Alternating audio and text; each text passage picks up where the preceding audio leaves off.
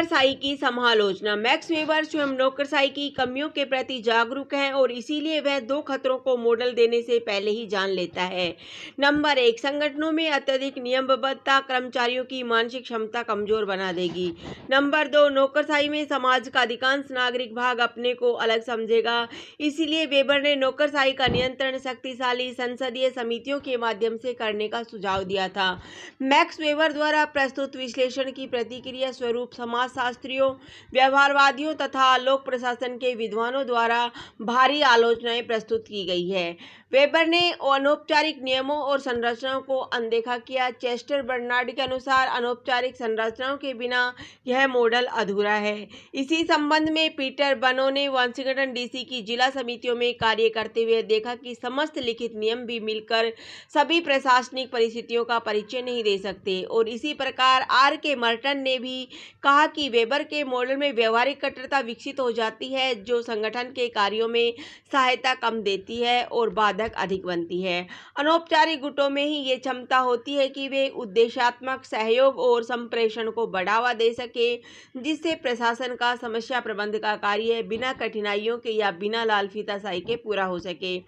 Tom Burns तथा G.M. Stoker का मत है कि विकास प्रशासन में जहां परिवर्तनशीलता और व्यक्ति की प्रतिबद्धता परम आवश्यकताएं हैं, वहां वेबर की औपचारिकता बाधक का कार्य करती है। नंबर 2, वेबर के आदर्श प्रकार के इस कथन की नौकरशाही संगठन कम से कम तकनीकी दृष्टि से उच्चतम क्षमता प्राप्त करने में सक्षम होता है काफी आलोचना हुई है। हर्बर्ट साइमन व चेस्टर बर्नार्ड जैसे व्यवहारवादी सिद्धांतकारों ने जोर देकर कहा है कि वेबर के संरचनात्मक दृष्टिकोण को अपनाने से प्रशासनिक दक्षता गिर जाएगी। उनका कहना है कि संगठन में दक्षता अनौपचारिक संगठनों तथा श्रेष्ठ मानव संबंधों से बढ़ाई जा सकती है। कोई अधिकारी सफलतापूर्वक कार्य कर सके, इसके लिए उसे अधिकतम संचालन स्वतंत्रता देना आवश्यक है। नंबर 3, वेबर की आलोचना इस बात के लिए भी की जाती है कि उसने अपने सिद्धांत में मानव व्यवहार, संबंध, मनोबल अथवा प्रेरक तत्वों पर पर्याप्त ध्यान नहीं दिया है। उसके सिद्धांत को मशीनी सिद्धांत तथा बंद प्रणाली प्रतिमान कहा गया है, जिसमें नौकरशाही की औपचारिक विवेकी पक्ष पर आवश्यकता से अधिक बल दिया गया है, मगर वृद्ध औपचारिक संगठन के सामाजिक सांस्कृतिक वातावरण के संपूर्ण विस्तार और व्यवहार मूलक लक्षणों की अवहेलना कर दी है।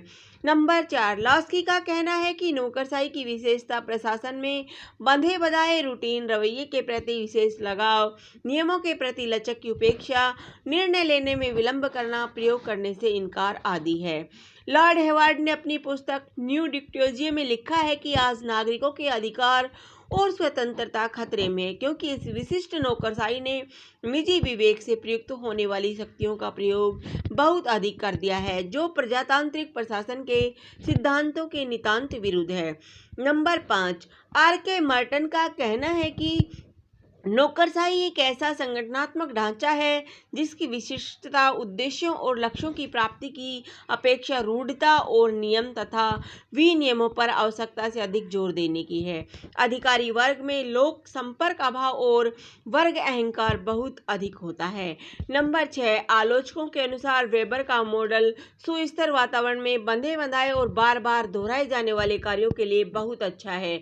इस मॉडल में परिवर्तन को स्वीकार करने की बहुत कम क्षमता है। विकासशील देशों में जहां सामाजिक व आर्थिक पुनर्निर्माण के लिए तेजी से परिवर्तन लाना आवश्यक है, नौकरशाही का परंपरागत ढांचा इस प्रकार के आह्वान पर कार्य करने में असमर्थ है। अपनी रूढ़ता और अनन्यता की वजह से नौकरशाही मॉडल शीघ्र गति से होने वाले परिवर्तन की परिस्थितियों के योग्य नहीं है।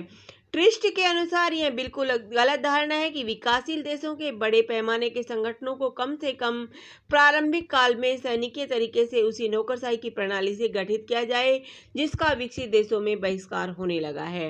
नंबर 7, नौकरशाही के बारे में प्रेस्थस जैसे दूसरे लेखकों ने भी यही कहा है कि वेबर का सिद्धांत विदेशी संस्कृति की उपज है, विकासशील देशों में प्रयुक्त होने के लिए बिल्कुल अनुपयुक्त है। नंबर 8, रिग्स की मान्यता है कि आधुनिक काल में वातावरण, अंतरिक्ष, आणविकी, शिक्षा और ग्रामीण विकास में तेजी से परिवर्तन लाने वाले कार्य हुए हैं। उन सभी के लिए वेबर का आदर्श वैधानिक मॉडल अनुपयुक्त साबित हुआ है। धन्यवाद।